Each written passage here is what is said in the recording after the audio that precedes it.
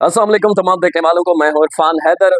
PTI के लिए एक मुश्किल आन पड़ी है, मुश्किल केसेस के हवाले से नहीं है माफ कीजिएगा, एक और मुश्किल आन पड़ी है तहरीक इंसाफ पर। इस हवाले से आपको बताने की कोशिश करूंगा। सियासी कमेटी में उखाड़ पछाड़, तहरीक इंसाफ की 44 लोगों पर मुश्तमिल ये सियासी कमेटी थी।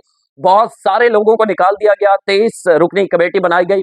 किसको क्यों शामिल किया गया, किसको क्यों निकाला गया, ये बहुत दिलचस्प कहानी है। मेरी कुछ बात हुई है एक शामिल होने वाले से, एक निकाले जाने वाले से, तो मामला के अंदर चल रहे हैं तहरीक इंसाफ में, इसमें बात करेंगे। और साथ साथ कल आरटी इंडिया एक ट्विटर हैंडल है, वहां से खबर जनरेट हुई है।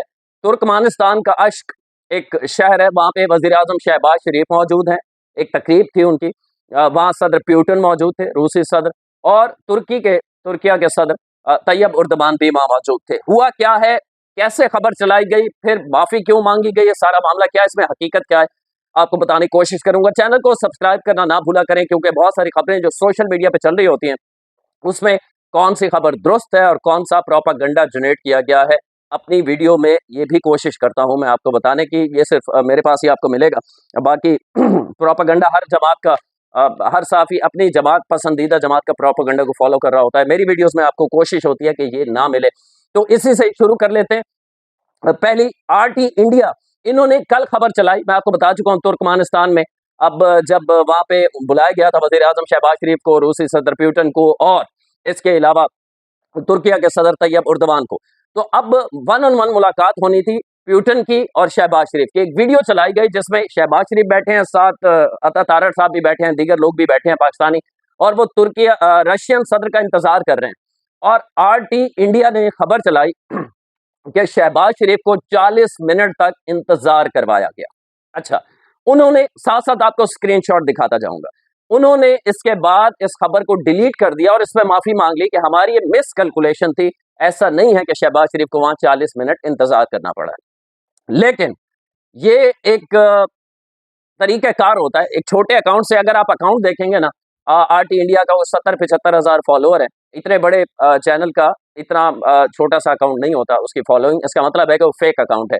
बेसिक होता ये है, जिस तरह पहले हुआ था कि भारत से कोई चीज ट्वीट होती है और वो लोग जो बैठे हुए हैं, तहरीक इंसाफ के हमदर्द कहते हैं, लेकिन तहरीक इंसाफ उन्हें ओन नहीं करती। जैसे अब शहबाज गिल है, मोहित पीरजादा है, इमरान रियाज है, आदिल राजा है। आदिल राजा खैर सबक मिल गया है, आपको पता होगा, वो अब थोड़ा अवॉइड कर रहा है। शहजाद अकबर है, इन लोगों ने ट्वीट करना शुरू कर दिया, देखे जी फार्म 47 का है वजीर आजम, इसलिए इसकी इज्जत नहीं है, देखे जी इसे तो पाकिस्तान की इज्जत नहीं है।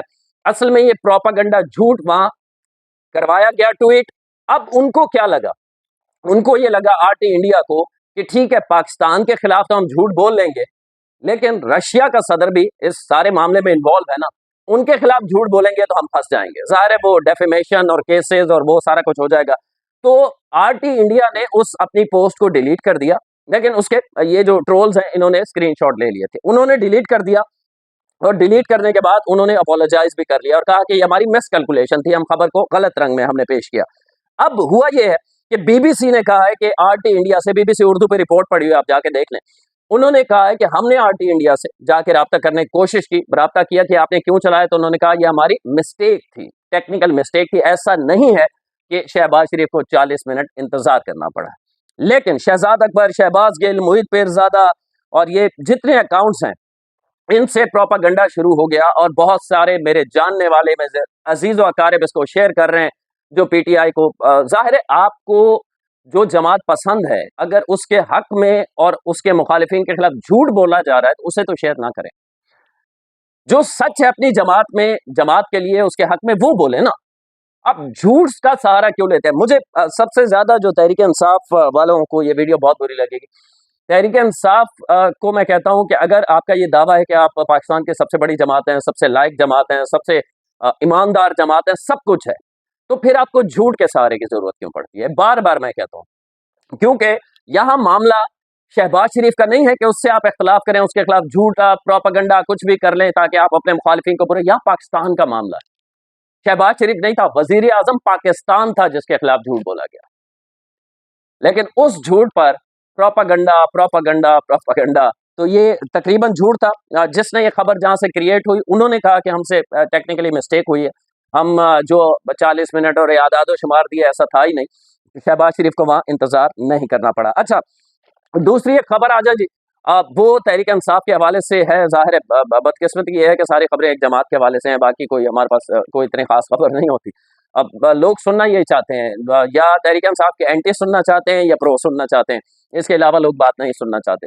तो खबर यह है कि तहरीक इंसाफ मुश्किल में आ गई है। माजी में आपको याद होगा अलीम खान, जहांगीर तरीन साहब के हवाले से अब ये भी आपके बहुत सारे साथी आपको बता चुके हैं, और ओपन सीक्रेट है कि 40,000 बाकायदा खान साहब को महीने का दिया करते थे घर चलाने के लिए, बनी गाला। जहांगीर तरीन जब से साथ रहे, अलीम खान ने जो 2011 में आपको पहला जलसा हुआ था खान साहब का, जिसमें बड़ा जलसा जिसे कहा जाता है, और कराची से बहुत सारे लोग यहाँ से किसने भेजे थे उसका मैं नहीं शायद हूँ। बहरहाल, तो उसमें 5 करोड़ रुपया अलीम खान ने दिया था, और अलीम खान ही पैसे दे रहा था 2011 से लेकर अब तक। तो अब पैसे खत्म हो गए हैं। खबर यह है कि तहरीक इंसाफ की पार्टी के पास फंड्स खत्म हो गए हैं। तो तहरीक इंसाफ ने फैसला किया है कि पार्टी कौमी असम्बली का मेंबर हो, सेनेट का मेंबर हो तहरीक इंसाफ का, या सूबाई असम्बलियों के मेंबर हो, वो अपनी सैलरी का 10% पार्टी को मंथली जमा करवाए।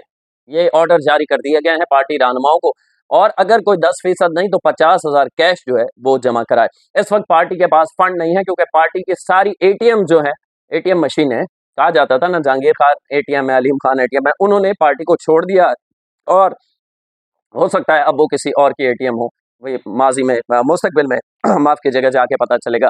तो तहरीक इंसाफ के पास फंड खत्म हो गए। आज जी सबसे बड़ी और सबसे इंपॉर्टेंट और सबसे दिलचस्प खबर, सियासी कमेटी होती है हर सियासी जमात की एक, जिसमें जो मेन सियासी फैसले होते हैं वो किए जाते हैं। चेयरमैन भी होता है। अब चेयरमैन बानी चेयरमैन जो है वो चूंकि जेल में है, तो बैरिस्टर गौहर इस वक्त नामजद करदा चेयरमैन है, वो भी इलेक्शन कमीशन के रिकॉर्ड में नहीं है। अब सियासी कमेटी बदल दी गई है। सियासी कमेटी में जो तहरीक इंसाफ के कुर्बानियां देने वाले करता धरता लोग थे, उन्हें निकाल बाहर कर दिया गया है, और कुछ ऐसे नाम शामिल किए गए हैं कि आपको हैरत होगी सुन के।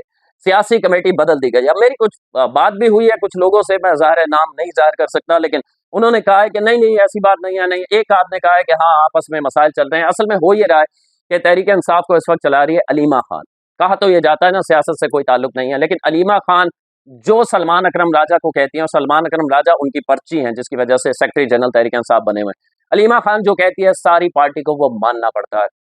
मैं बात कर रहा था अभी केपीके की के एक मेंबर सूबाई असम्बली, उन्होंने बताया कि ये आपको मैं वो बताऊंगा आपको कमेटी में कौन कौन शामिल है, कौन कौन निकाला गया, किस बुनियाद पर निकाला गया। एक वाकया याद आ गया, वो है ये कि क्यों गंडापुर को हटाया गया। गंडापुर के बारे में मुबैना तौर पर यह कहा जाता है कि वो गालियां दे रहे थे खान साहब को। जब वो धरने लेकर आते थे फिर ले जाते थे, फिर खान साहब के ऑर्डर पे वो तंग आ चुका था ना वो शख्स भी, कि मैं इसके लिए लड़ रहा हूँ, उधर से रियासत के खिलाफ जाना पड़ रहा है मुझे। तो गंडापुर साहब गालियां दे रहे थे।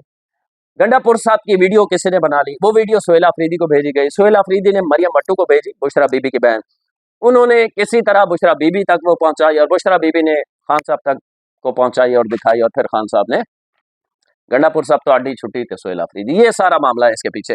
अब कहा जा रहा है मुबैना तौर पर मैं कह रहा हूँ, चले इल्ज़ाम ना ज़बान ज़द-ए-आम है ये, डेरा इस्माइल खान के लोग ये बताते हैं सियासी लोग कि अब गंडापुर उसी तरह रात को बैठ के सुहेला अफरीदी को वैसे ही गालियां देते हैं। तो अब ये सूरत हाल है।